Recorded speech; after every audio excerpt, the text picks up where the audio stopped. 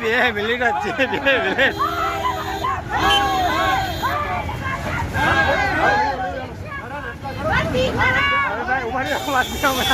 હમણાં માનશે રસ્તો તમારો.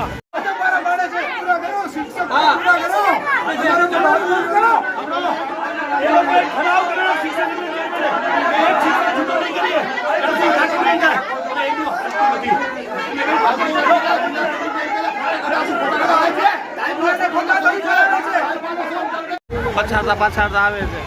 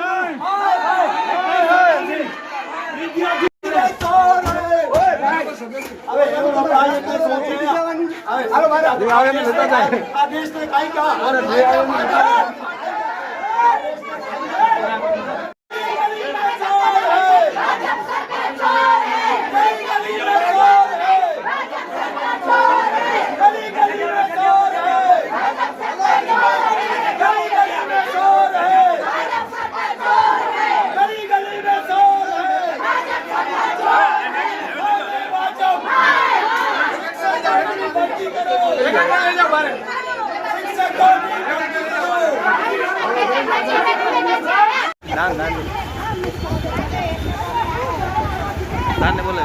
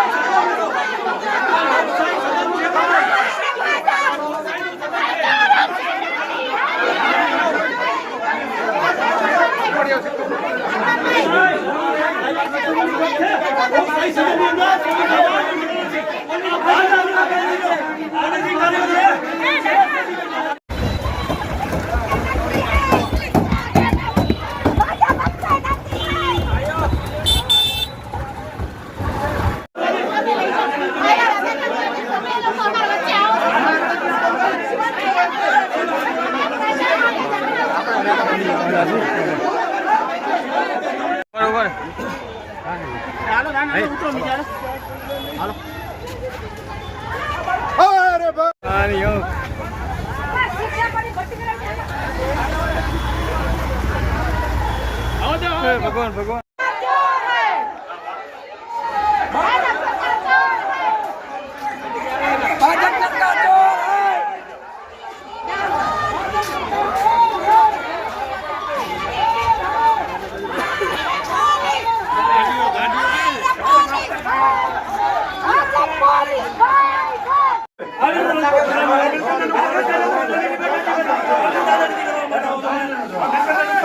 બાપુ આપ્યો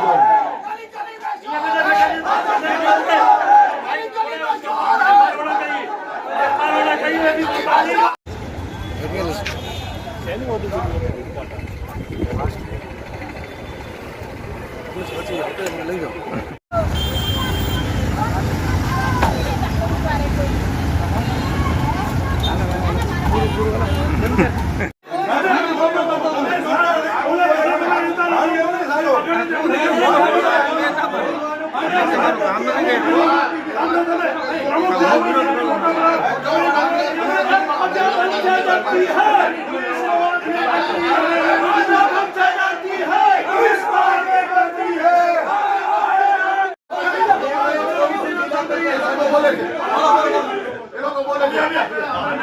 શ્રી આપણે રજૂઆત કરવા આવ્યા છીએ. સાંભળવાથી નથી હોતું. દર ફેર સામાન્ય સભામાં સાંભળવામાં આવે છે શિક્ષકોની ઘટ છે, છોકરાઓનું ભવિષ્ય બગડે છે.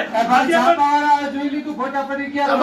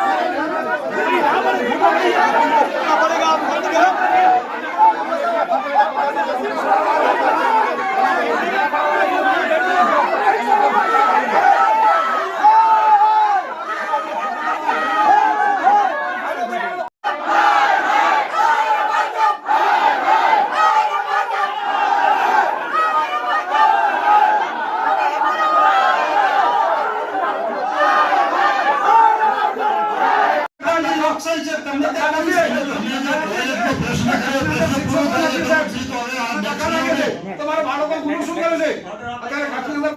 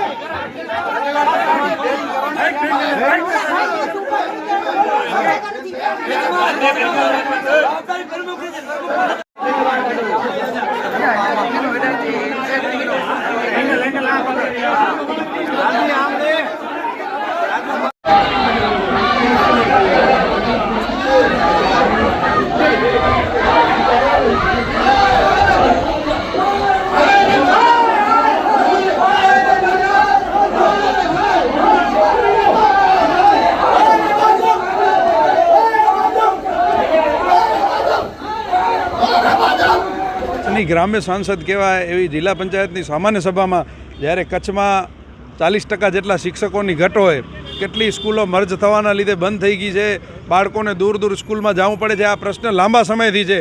જિલ્લા પંચાયતના સત્તાધીશોને ખબર છે, ભારતીય જનતા પાર્ટીના ધારાસભ્યોને પણ આ પ્રશ્નની ખબર છે, પરંતુ એ લોકો તો સરકાર સામે નથી બોલી શકતા. એમને જગાડવા માટે કોંગ્રેસ પક્ષ દ્વારા સામાન્ય સભામાં જ્યારે રજૂઆત કરવાનો પ્રયાસ કરવામાં આવ્યો ત્યારે જિલ્લા પંચાયતના પ્રમુખ એમ કહેતા હોય કે બસ હવે ફોટા પડી ગયા તો જાઓ. એટલે ભારતીય જનતા પાર્ટીની માનસિકતા એવી છે કે ગમે તે કાર્યક્રમ હોય ફોટા પડાવી લો એટલે કાર્યક્રમ થઈ ગયો, પરંતુ કોંગ્રેસની એવી માનસિકતા નથી. કોંગ્રેસ પરિણામ સુધી જવા માંગે છે. કચ્છમાં જે શિક્ષકોની ઘટ છે એ ગમે તે ભોગે લડીને જેલમાં જઈને કે ગમે તે પરિણામ ભોગવીને પણ અમે કચ્છને શિક્ષકો અપાવીને રહેશું. એ અમે નેમ સાથે આજે ગયા હતા અને હજી પણ અમારો આ પ્રયાસ ચાલુ રહેશે. કેમ કે જ્યારે બાળકોને સ્કૂલ લિવિંગ સર્ટિફિકેટ સ્કૂલમાંથી કઢાવો એવી પરિસ્થિતિ હોય, છતના પોપડા પડે, બાળકો ઇજાગ્રસ્ત થાય એવી પરિસ્થિતિ હોય સ્કૂલની. 30 વર્ષથી ભાજપની સરકાર છે, 20 વર્ષથી જિલ્લા પંચાયત ભાજપની છે કચ્છમાં, પરંતુ એમના દ્વારા કોઈ શિક્ષણને લગતું કામગીરી કરવામાં નથી આવતી. આજે ઉદ્યોગોના 130 કરોડ માફ કરવામાં આવે છે, પરંતુ કચ્છને શિક્ષકો નથી આપવામાં આવતા. વર્ષોથી માંગ છે કે કચ્છી ભાષા જાણતા હોય એમને રાખો. એ તો નથી થઈ શકતું, પરંતુ હવે જ્યારે શિક્ષકો આવે છે અને પોતાના જિલ્લામાં બદલી કરાવીને ચાલ્યા જાય છે ત્યારે સ્થાનિક કચ્છીઓને ભરતી કરવામાં આવે એના માટે પણ આ સત્તાધીશો કોઈ પ્રયાસ નથી કરી શકતા. ખરેખર આમની માનસિકતા કચ્છના બાળકો ભણે નહીં એવી છે. કચ્છના બાળકોને પછાત રાખવાનું આ ભારતીય જનતા પાર્ટીનું ષડયંત્ર છે. હું રાણુભા શિવભા જાડેજા, ભુજ તાલુકા કોંગ્રેસ પ્રભારી અને કચ્છ જિલ્લા કોંગ્રેસ મહામંત્રી. આજે અમે જિલ્લા પંચાયતમાં કચ્છના શિક્ષણ મુદ્દે કચ્છની શાળાઓમાં શિક્ષક નથી અને ભારતીય જનતા પાર્ટી બેટી પઢાઓ બેટી બચાવના નારા લગાવે છે, તેમજ કચ્છને શિક્ષિતથી વંચિત રાખ્યા છે.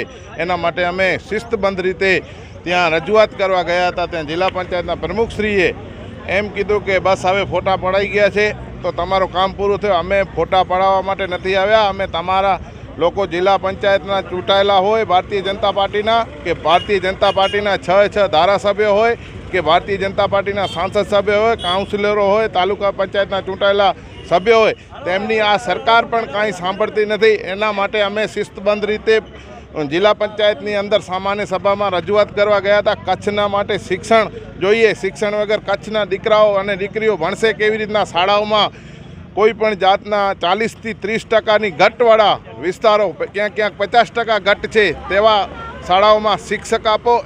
એના માટે અમે ગયા હતા અને અમે આપના માધ્યમથી રજૂઆત કરીએ છીએ કે કચ્છની સ્પેશિયલ શિક્ષકોની ભરતી કરવામાં આવે તો કચ્છના દીકરાઓ દીકરીઓને ન્યાય મળશે. એના માટે ભારતીય જનતા પાર્ટીની સરકાર એકદમ બેકાર નીવડી છે, કારણ કે કચ્છની આવક છે. સમગ્ર ગુજરાત એક બાજુ કચ્છ ટેક્સ આપતો હશે ને કચ્છ એકમાંથી ટેક્સ જતો હોય. જો તમે અમારા કચ્છના ટેક્સના પૈસે અમારા બાળકોને ભણાવી ન શકતા હો તો તમારે સત્તામાં રહેવાનો કોઈ અધિકાર નથી. તમામ ચૂંટાયેલા પ્રતિનિધિઓને રાજીનામા આપી દેવા જોઈએ. તાનાશાહીથી સરકાર ન ચાલે.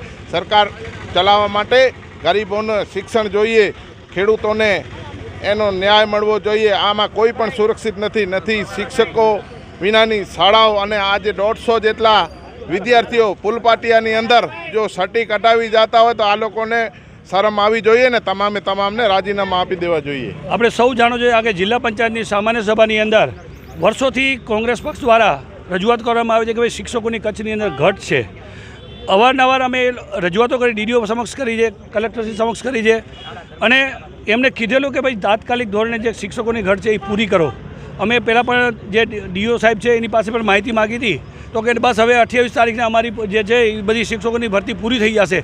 પણ આજ તારીખ સુધીની અંદર 3000 શિક્ષકોની ઘટ છે, તે ઉપરાંત 1000ને પાછા છૂટા કર્યા, એટલે જે 3 અને 1000 જે છૂટા કરે 4000 થયા. આપ સૌ જાણો છો તેમ જિલ્લા પંચાયતની અંદર એમના ચૂંટાયેલા શિક્ષણ સમિતિના ચેરમેને ઠરાવ કર્યો હતો કે જ્યાં સુધી ભરતી પૂરી ન થાય ત્યાં સુધી છૂટા નથી કરવાના.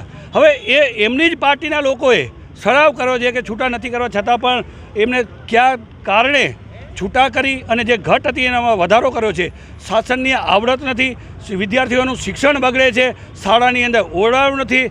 આ રીતે ચાલતું તંત્ર છે. એની સામે આજે કોંગ્રેસ પક્ષ દ્વારા જે એક રજૂઆત કરવામાં આવી કે તમે મહેરબાની કરી વિદ્યાર્થીઓનું ભવિષ્ય ન બગાડો, ચાલુ શિક્ષણ સત્ર છે, તમારે જો કરવી જ હતી ભરતી કે છૂટા કરવા હતા તો જે વેકેશન પીરિયડ ત્યારે કેમ નથી કરતા.